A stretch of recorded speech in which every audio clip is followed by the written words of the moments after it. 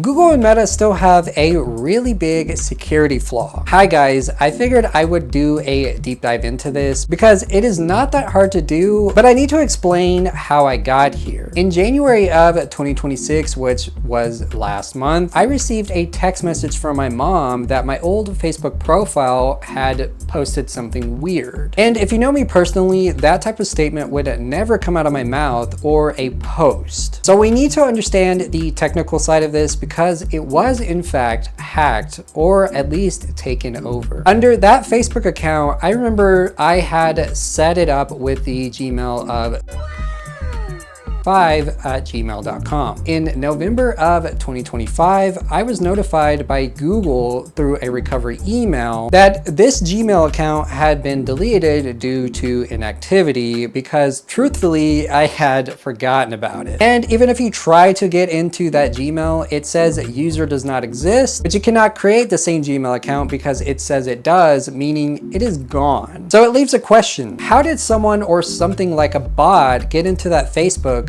and make such a dumb post? At first, I made a bold claim on social media that Google had sold the Gmail account. And this was due to what I saw on the back end during the recovery process within Facebook. If you don't remember the email or password to a particular Facebook account, you can simply take the back end of the URL of that profile and go through recovery. During recovery of that account, it wanted to send a verification code to, you guessed it, that Gmail account that had been deleted. Now it is hidden behind asterisks, but if you count out the letters, symbols, and numbers, it matches exactly to that Gmail. This had me believe that the Gmail account was sold because of the code needed. But I was wrong after further investigating, and I am glad someone called me out on this because what I found was actually more stupid. Google does not really sell your account or information, but they can share it with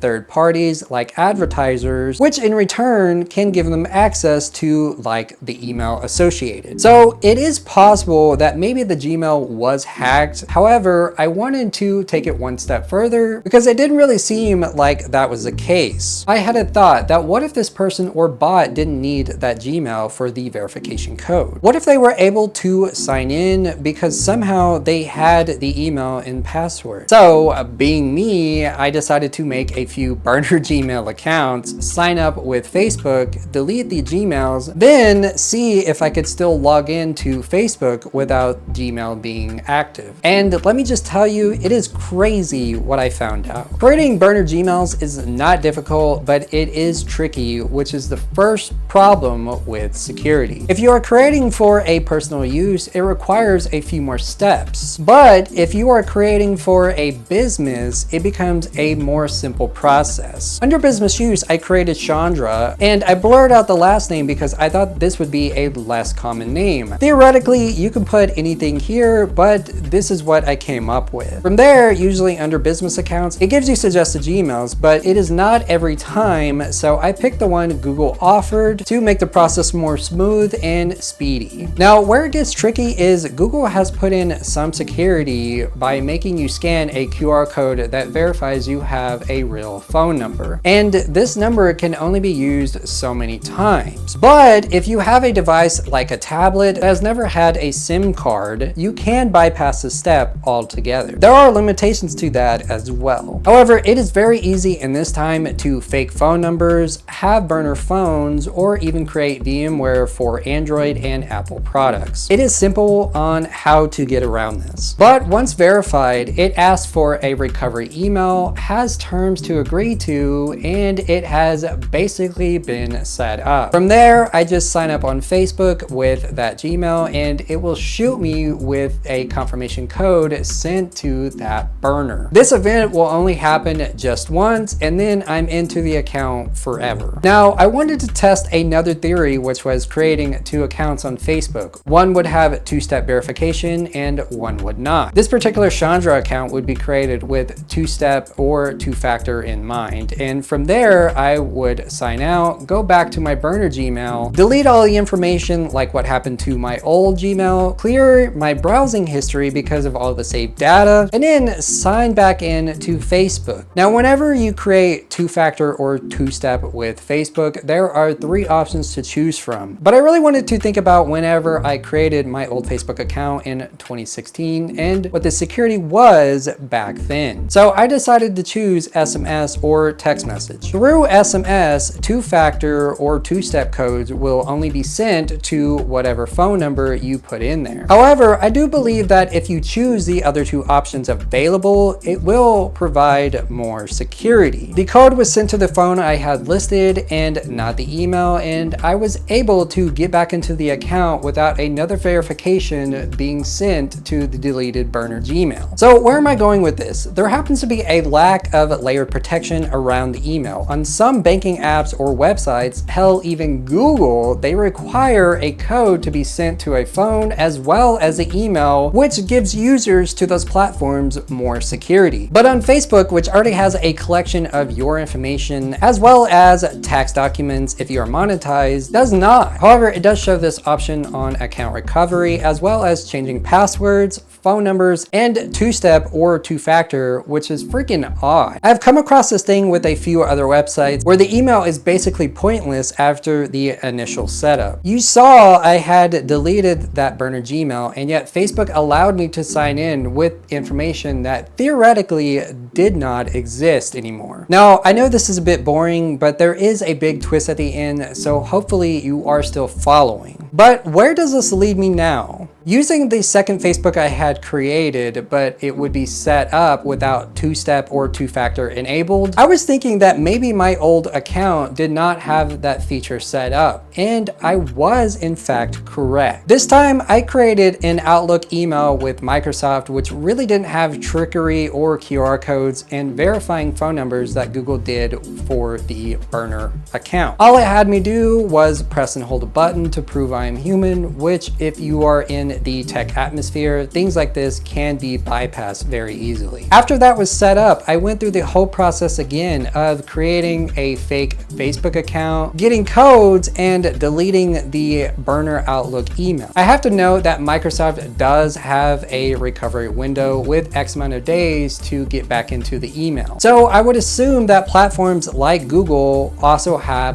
this failsafe. After deleting my browser history because of saved data, I was able to just sign into that fake Facebook. No verification needed to an email or phone, and the email behind the account did not exist anymore. All this testing led to one outcome, which was that my old Facebook did not have two-step or two-factor enabled, and a third-party application like the quizzes you take had access to that information. When you agree to those quizzes or whatever AI slop they have now, in fine print, it asks for permission to such things. But it is possible that the login information was sold or reused under Facebook because it did not have two-step or two-factor. The biggest twist of this, however, is when you create a new account with Facebook and you are logged in for 1 to 2 hours, it will prompt you with a verification selfie. So I decided to play with this. For me, I took an AI image of GTA 6, and I know AI sucks big sausage, but I wanted to see if people were bypassing this with AI in general. Usually it prompts you that after an hour, they will give you a notification if the account is approved or not, and after 1 hour, the account was banned. So this proves it is harder to create a new Facebook account. In the situation that I'm in, I found that my old profile was able to be accessed by whatever person or bot through the email and password, which on the back end, they then added a different phone number to get back in for later use. But if you remember how I talked about a verification selfie, I think this is what stopped them. After 1 or 2 hours of this person or bot being on my account, they had enough time to create a dumb post and maybe comment hate speech, but they could not get back in after a while without my selfie. However, this can be bypassed with AI since deepfakes are so easy to make these days. Now, what's interesting is the account has been silent since that post, and because the Gmail behind it was deleted, it has made for an interesting turn of events, which led me to this conclusion. There is still a chance that they can get back in, so I will have to wait and see. So what are my final thoughts out of all of this? Truthfully, I think this was a bot rolling over accounts, and it will happen again eventually. It is still way too easy to bypass security measures in 2026 within Google and Meta, but maybe